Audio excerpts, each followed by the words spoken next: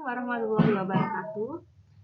Kembali lagi dengan saya Puspita Dewi Maningrum dalam mata kuliah Akuntansi Liabilitas Ekuitas. Nah, untuk video kali ini saya akan menjelaskan lanjutan dari materi yang pernah saya sampaikan di part 1 kemarin tentang kontingensi. Nah, seperti di video mengenai penjelasan kontingensi di bagian pertama dulu, saya menyampaikan bahwa kewajiban kontingensi itu ada 3 macam.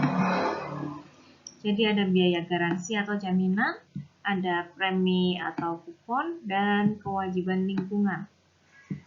Untuk video pertama sudah kita pelajari mengenai biaya garansi atau jaminan. Jadi untuk kali ini saya akan memaparkan mengenai kewajiban kontingensi untuk premi atau kupon dan kewajiban lingkungan. Kewajiban kontingensi yang kedua yaitu premi atau kupon. Kalau yang pertama sudah kita pelajari di video kontingensi yang part pertama ya. Ini untuk part kedua, premi atau kupon. Untuk kewajiban kontingensi jenis premi atau kupon ini sebenarnya ini sering kita temui di kehidupan kita sehari-hari.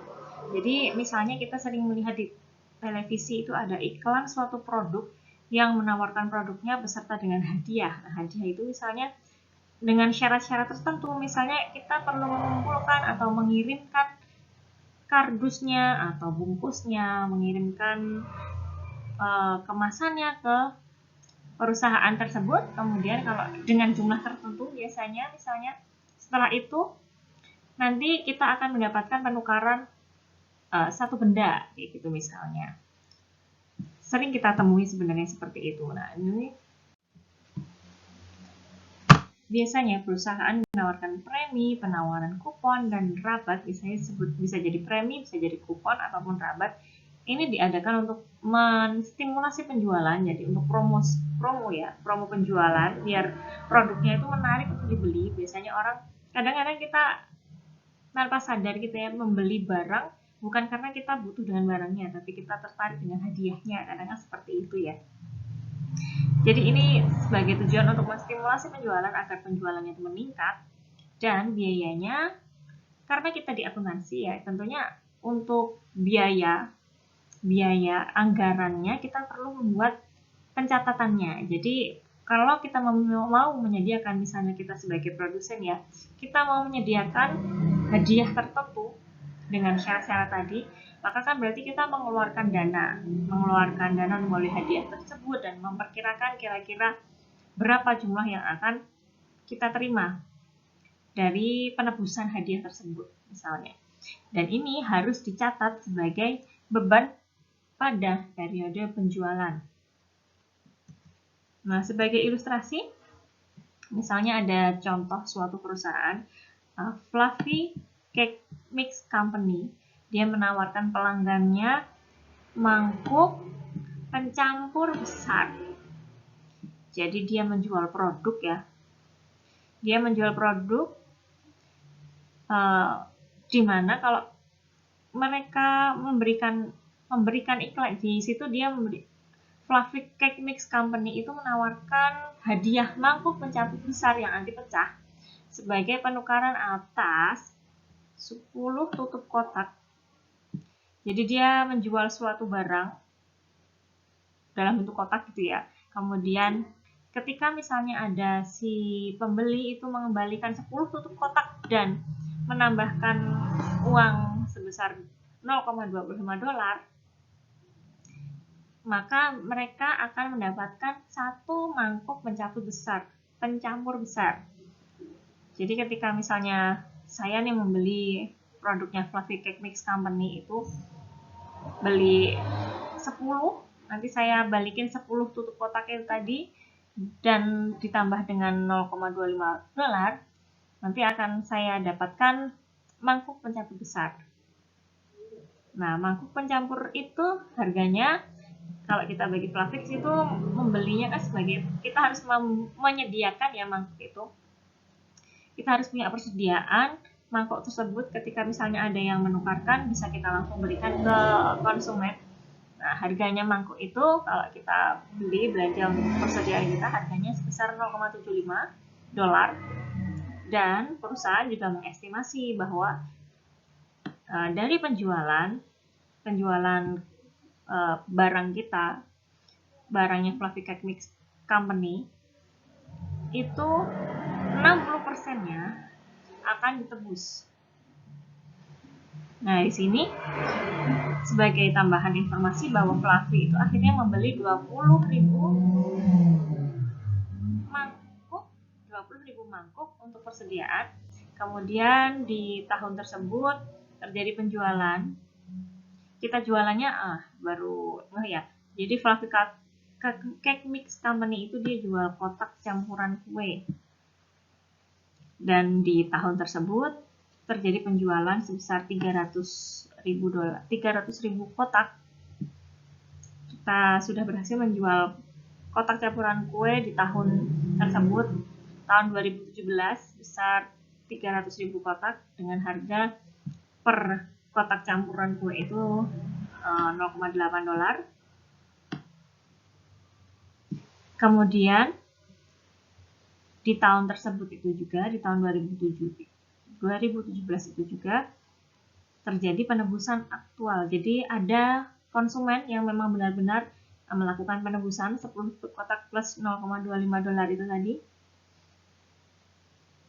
Ada 60.000 tutup kotak yang kembali ke kita. Nah, penawaran premi ini dimulai dari bulan Juni.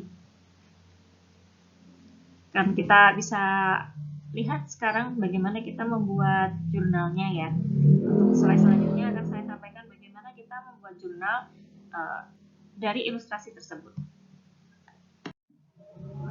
Oke, jurnal yang pertama yang perlu kita yaitu ketika kita mencatat pembelian persediaan mangkok. Kita tadi di catatan bahwa kita melakukan pembelian 20.000 mangkok, harganya sebesar $0,75. Tinggal kita kalikan ya. Ketika di sini kita membeli mangkok, berarti persediaan kita bertambah. Persediaan premi mangkok sebesar 20.000 dikali $0,75, yaitu hasilnya $15.000. Persediaan kita bertambah dan kas kita berkurang sebesar $15.000. Ini cukup simpel. Jadi persediaan bertambah. Lalu kita juga mencatat sebesar 300.000 kotak campuran kue yang kita jual. Produk utama kita yang kita jual ini lakunya 300.000 kan tadi di soal. Harganya sebesar $0,8. Maka kita bisa mencatat penjualan kita.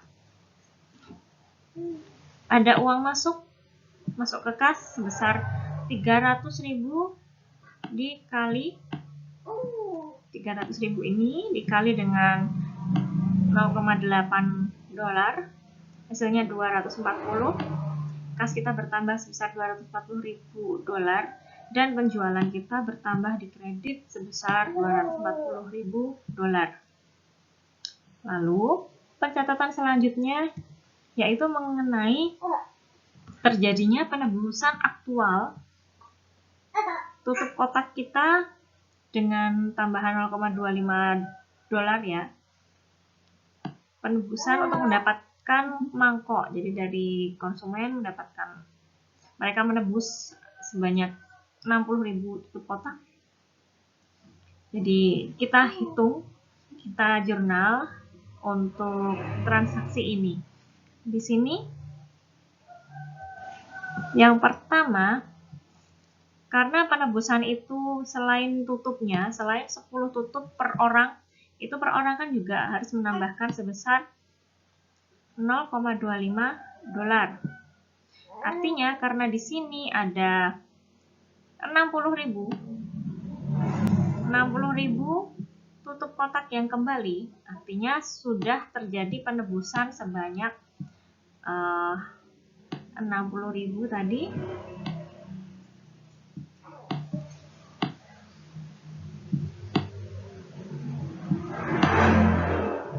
Merah terlalu 60.000 tutup kotak karena per A-nya menukarkan, per konsumennya menukarkan sebanyak 10 tutup per orang ya. Artinya berarti berapa kali penebusan gitu. Ini bisa kita bagi dengan 10. Bisa kita hitung bahwa terjadi transaksi penebusan sebanyak 6.000 transaksi penebusan. Ada 6.000 transaksi penebusan. Berarti untuk uang yang kita terima adalah 0,25. Karena ada 6.000 penebusan, berarti 0,25 dikali dengan 6.000. 6.000 transaksi penebusan. Hasilnya adalah $1.500. Kemudian beban premi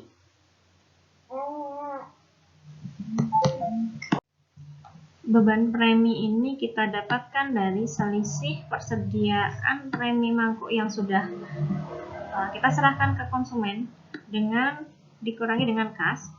Nah, persediaan mangkuk ini didapatkan dari, karena tadi di sini harga per mangkoknya adalah 0,75. Ini ya, harga per mangkok yang tadi kita belikan 0,75. Ini kita kalikan dengan jumlah transaksi penukaran 6.000 ya.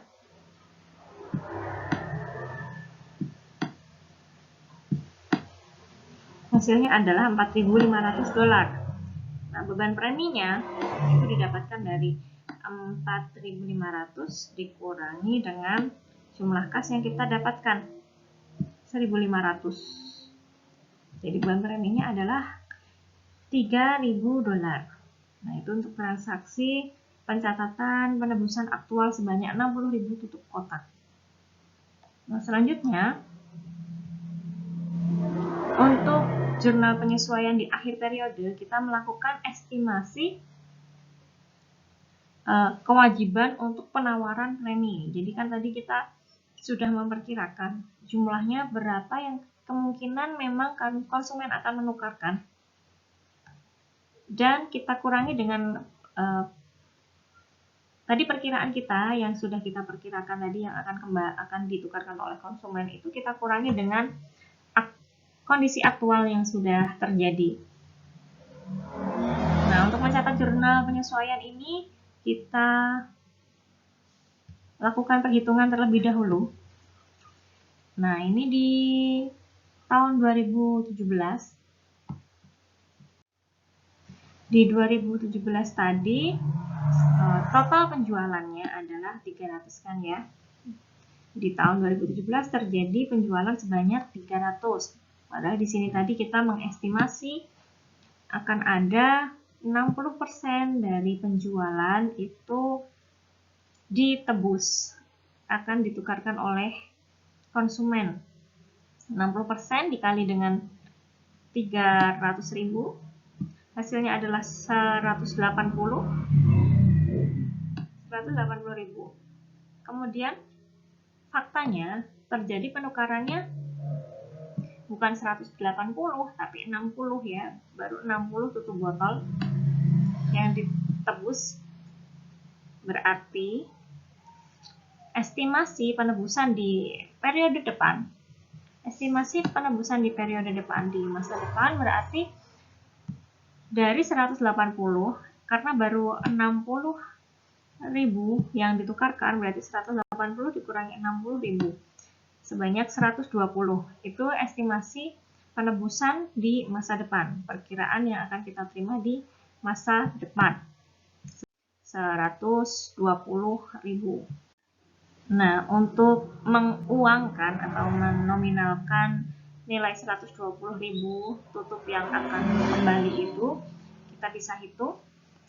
Tadi kan kalau misalnya setiap penukaran satu mangkok itu ada 10 tutup botol. Artinya tadi untuk 120.000 itu dibagi 10. Untuk mengetahui jumlah transaksinya ya, berarti nantinya akan ada perkiraannya sebanyak 12.000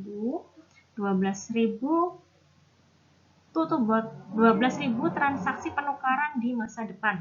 Nantinya akan ada 12.000 penukaran transaksi di masa depan.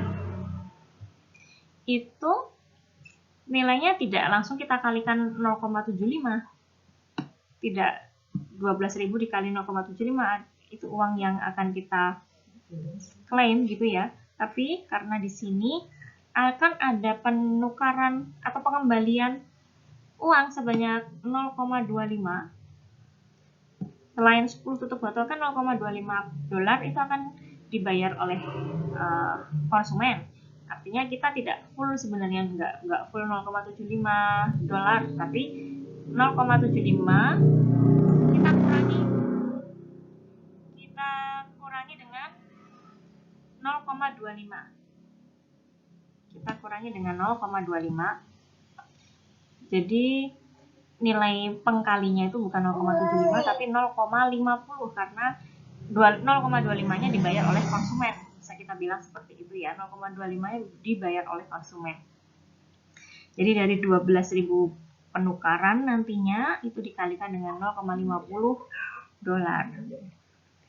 Hasilnya adalah 6.000 dolar. Maka untuk jurnalnya bisa kita tulis beban premi bertambah.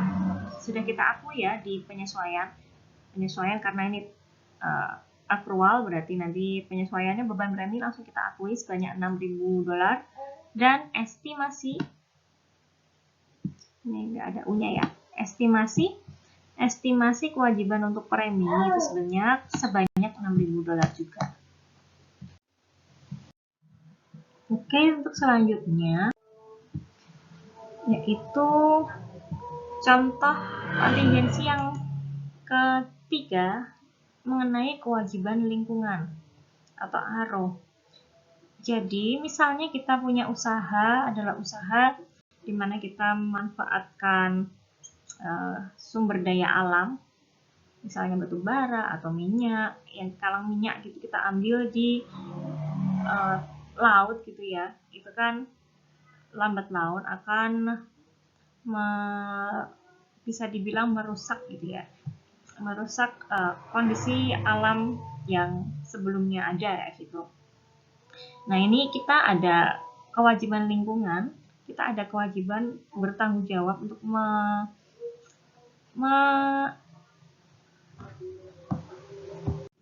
mengganti rugi lah intinya. Bisa kita bilang seperti mengganti rugi atas terjadinya perubahan yang ada di lingkungan tersebut.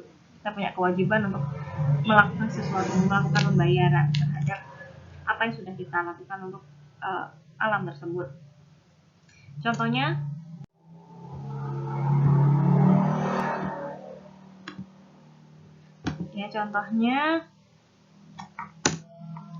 pada tanggal 1 Januari 2006 misalnya ada perusahaan Wildcat Oil Company, dia mendirikan platform minyak di Tanjung Meksiko. Ini contohnya di luar negeri banget ya, saya ambil dari buku soalnya. Secara hukum, Wildcat itu dituntut untuk membongkar dan memindahkan platform tersebut di akhir umur manfaatnya, yaitu sekitar 5 tahun. Jadi memang bertanggung jawab untuk harus membongkar sendiri, kemudian dipindahkan platform tersebut di akhir tahun umur manfaatnya. Nah, di sini Wildcat memperkirakan bahwa pembongkaran dan pemindahan ini biayanya sekitar 1 juta dolar dengan tingkat diskonto sebesar 10% dan nilai sekarang dari penghentian aktiva adalah 620.920 dolar. Jadi yang dipergunakan nanti kita mempergunakan nilai sekarang dari estimasi biaya yang akan kita terima di masa depan. Sebesar 1 juta itu nilai sekarangnya adalah dengan tingkat diskonto 10% itu nilai sekarangnya adalah 620.920 dolar. Nah, sebagai tambahannya bahwa tanggal 10 Januari 2011 Wildcat mengontrak Reclaimers Inc. untuk membongkar platform tersebut dengan harga kontrak sebesar 995.000 dolar. Maka pencatatannya yang perlu kita catat adalah pencatatan ARO di tanggal 1 Januari 2006. Jadi kita akui nilai sekarangnya dari perkiraan 1 juta dolar di biaya kita yang akan kita keluarkan saat kita harus membuat platform di 5 tahun mendatang tadi, kita tulis nilai sekarangnya. Nilai sekarang dari 1 juta dengan diskonto 10% ya. Nilai sekarang dari 1 juta atau istilah lainnya present value. PV-nya dari ini 1 juta dengan tingkat diskonto 10%.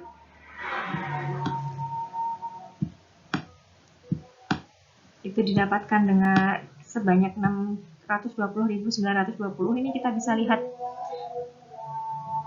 dari tabel present value sebenarnya. Kalau mau lebih detail 10% dari 5 tahun, kalian bisa lihat di tabel present value. Bisa kita pelajari, akan kita perdalam mengenai perhitungan ini di kewajiban tidak lancar nantinya ya. Jadi kita pelajari dulu untuk yang pencatatan ARO ini. Platformnya kita akui, profit kita bertambah, profit pengeboran sebanyak 620.920, dan kewajiban kita bertambah juga, kewajiban penghentian aktiva sebesar 620.920 dolar, 920 dolar. Kemudian kita melakukan pencatatan untuk beban penghentian aktiva di tiap tanggal 31 Desember. Jadi kita melakukan penyesuaian setiap tahun di akhir periode sampai selesai umur manfaatnya. Jadi untuk beban penyusutan ini tinggal kita bagi ya, karena ini kita menggunakan metode garis lurus akan lebih mudah. Tinggal kita bagi nilai dari nilai sekarang tadi ya, 620.920. Ini kita bagi dengan 5 karena ini manfaatnya 5 tahun. Hasilnya adalah 124.184. Itu setiap tahun kita membuat jurnal ini dari tahun 2006 sampai dengan 2010. Beban penyusutan bertambah dan akumulasi penyusutan juga bertambah sebesar 124.184 dolar. Kemudian pada tanggal 31 Desember 2006 juga kita melakukan pencatatan mengenai beban bunganya. Karena di sini ada diskonto sebesar 10%, maka beban bunganya kita peroleh sebanyak 620.920 dolar dikali 10%, itu adalah 62.092. Beban bunga bertambah dan kewajiban penghentian aktiva kita bertambah. Lalu misalnya setelah selesai 5 tahun, pada saat penyelesaiannya di tahun 2011, kita kan tadi di soal menyewa jasa perusahaan lain gitu ya untuk melakukan membuat platform pengeboran tadi. Nah, di sini kita mengakui kewajiban penghentian aktiva itu yang sudah kita perkirakan tadi nilainya adalah 1 juta, itu kita debitkan 1 juta dolar. Kemudian di sini kita hitung keuntungan dari nilai yang kita keluarkan. Karena di sini kewajiban penghentian aktiva adalah sebesar 1 juta dolar, dan tadi kita melakukan saat kita meminta jasa perusahaan lain itu pada saat buat plafon ternyata nilainya adalah 995. Artinya kita masih punya keuntungan penyelesaian ARO sebesar 5 juta. 1 juta dibagi 995.000 dolar. Dan masih ada 5.000 dolar sisanya. Itu adalah keuntungan kita. Nah, seperti ini untuk pencatatan kewajiban lingkungan. Baik, ini saja yang bisa saya sampaikan. Ada 3 macam ya. Untuk yang pertama, kontingensi yang pertama itu sudah kita pelajari di part 1. Kontingensi yang kita pelajari di sini adalah premi, saya ulang kembali ya, premi atau kupon dan kewajiban lingkungan. Semoga apa yang saya sampaikan ini bermanfaat. Mohon maaf atas banyak kesalahan dari saya. Wassalamualaikum warahmatullahi wabarakatuh.